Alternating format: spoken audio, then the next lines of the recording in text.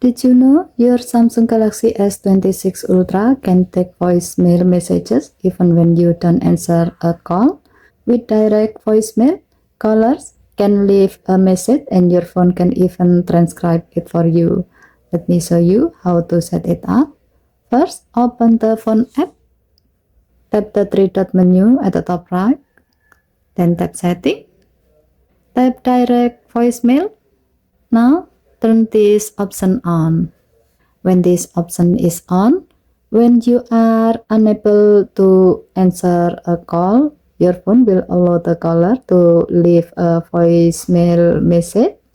You can also send calls to voicemail manually from the More Options menu on the incoming call screen. If you want calls to go to voicemail automatically, tap Auto Send to Voicemail. Turn it on. Then choose when calls should be sent to voicemail, such as after 5 seconds, 10 seconds, 20 seconds, or custom time. Go back to the preview screen.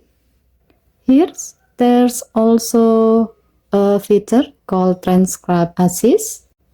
Tap it and you will be redirected to Galaxy AI setting, where you can enable auto transcribe recorded calls and direct voicemail. Enabling this option allows your phone to convert voice messages into text automatically. To access Save Voicemail, open the phone app, go to Recent and tap a call that has a voicemail icon. However, a few things to keep in mind. Voice transcription may not always be accurate, and the transcript can appear even when your phone is locked. Direct voicemail only works when your phone is on and connected to a mobile network, and normal call rate may apply.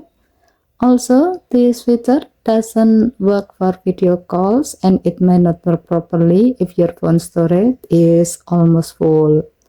And that's how you set up direct voicemail on the Samsung Galaxy S26 Ultra. Okay, thank you for watching. Please help to like and subscribe. Have a nice day.